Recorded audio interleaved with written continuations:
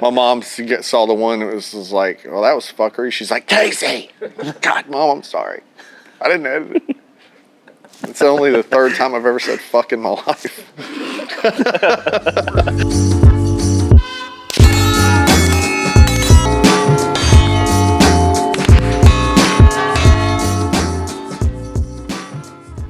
Hey guys, what's going on? Casey Hildreth here with Cloud Defensive. Welcome back to Night School, our informational platform, experience-based knowledge from us here at Cloud Defensive to you, the comment combatant, if you will. That said, after this video, go down in the comments, engage with us. We'll answer your questions. And I honestly love the negative comments because they're hilarious to me. And I hope to convey that to you guys in that conversation. At any rate, what we're going to talk about today is light in the visible spectrum in an operational environment.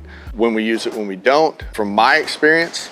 And we're going to talk with my friend, coworker, engineer, Zach Burris here from his experience. And then we're going to get a little contrast for you guys and open the discussion. And it is just that. It's a discussion. It's not gospel. But I hope it's something you guys can engage with and have fun with. So without further ado, and pass it over to Zach. Zach, if you would, introduce yourself. Tell them a little about your background, if you will. Hello, everyone. Glad to have you on this conversation. Casey, thank you for the introduction. Appreciate it. Of course, my man. As Casey mentioned, I'm a design engineer for Cloud Defensive.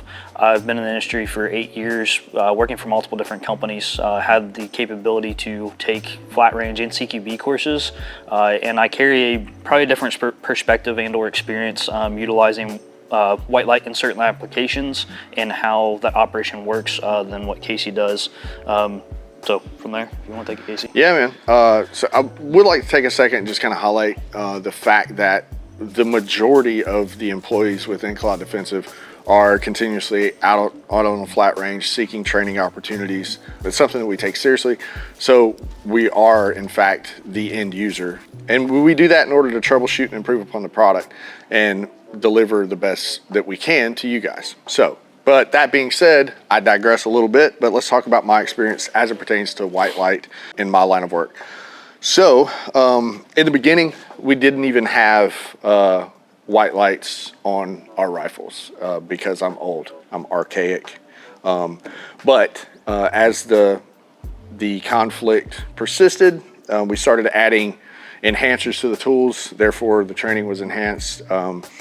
Starting on the flat range with white light, illuminating target at night, all the way into moving to and from target and on target, obviously with a little bit different application. So what the principle we kind of operated off of is sight versus signature, right? When you're dealing with an opposition, you have to take into account the environment, the capabilities, and even to the point of the proficiency of the opposition, right?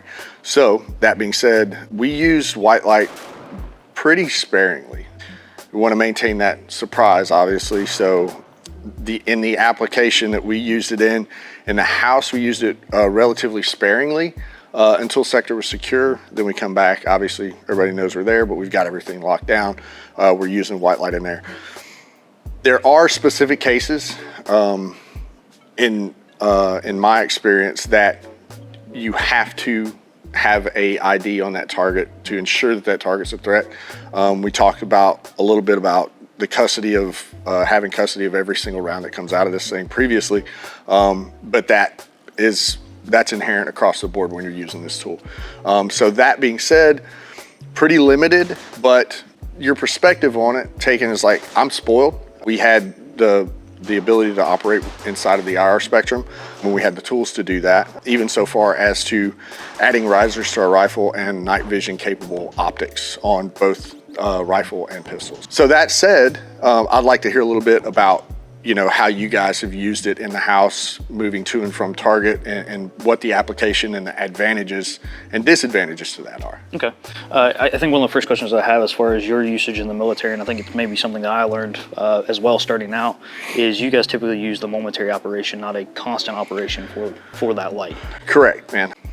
Like I said, if the instance arises where you have a questionable ID, you train to identify threats very quickly, obviously, because you want time on your side and you want to stack all the advantage you can on your side. That being said, In the event that we weren't able to ID or we needed additional vis spectrum on it, we would absolutely use white light. But again, you always have to keep that signature in mind in that line of work. Okay. So from my perspective, starting out, a lot of my some of my training has been through Alliance Police Training Center and working with those guys. With that, one of the initial courses is really just going through a house. So you're not under nods or anything else. So you're using white light. So all the way from approaching the house, if you need to use it, you use it. Once you get in the house, obviously, if you can't see something, use that white light. Right. Because you can't identify, what's going on around you. You may not be able to identify a target. You have to be able to see what you're shooting at. Kind of like the same thing we were talking a little earlier as far as being responsible for those rounds and where they go. So it really taught us to use the white light. And just through that, I've found that rather than using Momentary, I started adapting and started using constant. Okay. So basically what I would do to kind of show everybody, so basically turn on the light using constant. So light continuously stays on, and as you're moving, you can search and look at things. And if you don't need the light on, you lightly press down on that button, and the light is not there. And I can just as easily come up on target, release, and you have white light capability. So I found that a lot easier to use when I was running just white light in general. Both even with night vision, working through that, obviously you want to try to use your IR capability as much as you can. Of course. But if you get in a position where you can't identify a target, or you need to search something a little bit more in depth and you can't see it with that IR capability, then you got to turn on the white light. 100%, man. And let's be honest, man. I would think that the majority of the customer base clients don't have night vision. That's what I would consider a luxury item, as is a cloud defensive light. But the fact of the matter being is this is going to have a little more crossover to our clients. So I think that your conversation, your experience is probably a little more applicable than mine in this case, and it's given me some insight as well, man. So I appreciate that. So you're talking about operating in environments, unknown environments, if you will. So let's look at known environments, home defense, right? That's an environment that you're familiar with. You can navigate that environment with little to no light. Most of us can, but when is it time to turn that thing on? Just like you talked about, identifying the target, ensuring that's a threat, right? So something to think about from an application and a training standpoint. So yes, I agree with that. And kind of going back, the reason I started adapting to that constant operation was finding, if it was an unknown situation, moving down a hallway, trying to hold that constant light the entire time gets very fatiguing. And people don't really think about that, but over time it does. When you can actually just, again, hit that constant button and be able to turn that light on and just barely hold that pressure pad down and turn it off when you don't need it. I would think that in that visible spectrum, you're probably going to run a little faster as well. So you got speed on your side. So speed is your security at that point. Yeah, you can process a lot more that's information. Fair. And again, man, like I said, this is a conversation. It's not the gospel. We're just two dudes talking about lighting things up. One of the other points as far as using, this constant on operation, the reason why I started doing that, and I don't know if maybe some of you guys out there or Casey yourself have had this occur, but under recoil with holding the momentary operation, sometimes your thumb will lift off of that and then you lose that visual application at, whatever distance you're shooting at, and then have to get back on that button to be able to ensure that you're IDing the appropriate target. That's one of the reasons why I switched over to using that constant operation. Obviously, our current switches right now allow you to do constant or momentary. This, is not necessarily redundancy in the system, but it allows you that capability to use either one as you see fit. Okay, so we're entering an office building. All we know is you're trying to locate a subject with an AK. Yellow chain is not in play. We also have the makeshift wall that's not in play. That's all the information we have for you. All right, on you. All right.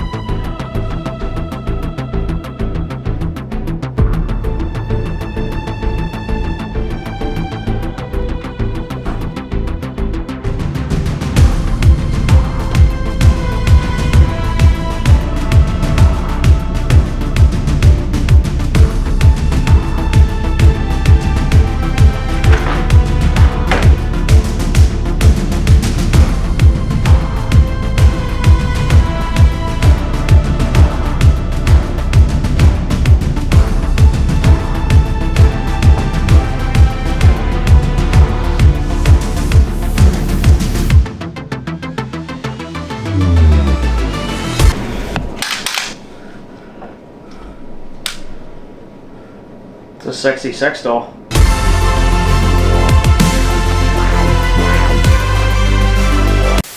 That's all the description we have is there's somebody inside with an AK, and you need to locate them in the building and take them out. Okay, single man, correct?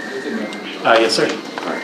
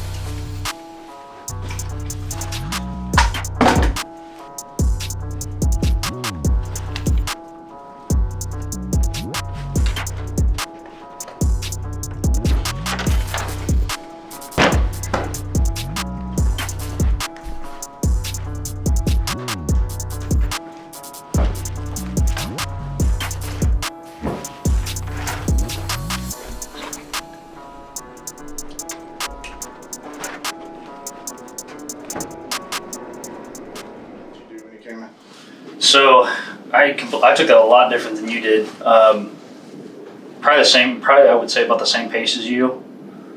But the big difference that I noticed was you pan the doors a lot more compared to, I guess, from obviously what I've learned. I mean, we're getting too deep into tactics in that portion. No, I don't think so. I think it's Okay. pertinent because as a single man, like I'm using everything that I can to my advantage. So Gotcha. I want to see as much as I can Yeah. prior to entering. That said, if we have a crisis action point where we know where the shooter is, then I'm blowing off a little bit more of that security. So if I know, like the brief was, hey, there's someone with an AK in the building. Situation was, hey, is that a threat? Are there civilians? That's all I knew. So I'm using every opportunity I can to see as much of the terrain that I'm about to enter into as I can. Okay. Like I said, situation obviously is going to dictate speed and maneuverability on that, but that's the way that I chose to take it, just because I didn't know if there was one threat, multiple threats. I just want to see as much as I can, and use the available cover, if you will. Okay. So. Okay, that makes sense. Or concealment, rather. Let's And I think call it cover. the portion I could be too is I was constant white light the entire time. Saw no need to turn it off Right. at any point. So I think I was may have been gathering more information as far as what was the next terrain feature, seeing that and being able to hit that faster because I already picked up on that with, the spill of the white light, stuff like that. Of course. One of the things I did notice as far as you coming through here was you bypassed the first door and hit the second door. Is there a reason for that? Just because those two doors were closed, so I was using the concealment of the closed doors. So I come to the deep door first, and that way, if someone is in that room, they come out, and I'm flushing them out into where I'm assuming I have a BP or whatnot. But I didn't want to go opening doors and alert someone deep. It was just the way I chose to take it out. When we have an enhancement mounted on the tool, we can move people with that light as well, right? So if I'm getting light into a corner, that's going to push someone out into the open, hopefully, or push them deeper into that corner, which I have the responsibility to clear, obviously, because those are going to be the not necessarily most likely, but if I'm moving people with that light prior to entry, plus gaining situational awareness on the entire room, it's just a procedure that we've used in the past. Again, so if I'm playing the bad guy and I see light coming my way, then I'm moving. Same principle with a flashbang. I'll put that in the middle of the room, push it to the corners, and then I've got easy shots moving in. So. All right, guys. I appreciate your time. This has been a discussion between Zach and I, and it is just that, it's a discussion. And we're asking you guys to join that discussion. Don't beat us up too bad. But if you need an outlet to dump your frustration and project your lack of capability, please, by all means, do it in the comments, because I love those. Some of them are pretty hilarious. Zach, do you got anything to add, takeaways, improves, sustains. No, I think I mean I appreciate the conversation with you, and Yeah, from man. your experience and understanding that has helped me. I think one of the things I could add to that is obviously mess with your gear, figure out what works, what doesn't work. Yeah. I've found many times, through training courses and just evolved from just getting out and shooting, how my gear is set up, how my rifle is set up. I've come to a point where I like what I have, but continue to challenge yourself and figure out what works and doesn't work. And for those out there not doing that, you should be doing that. Yeah, man. Capability does not just happen. You don't get it from watching us sit here and run our suck. Yep. Get out there on the range with your stuff, come to a class, seek out training, do what you need to do to increase your capability, which in turn increases your confidence, right? Yes. So, I don't know. Those are just my thoughts. And again, this is just discussion. Or you can sit at home and play video games. Do whatever.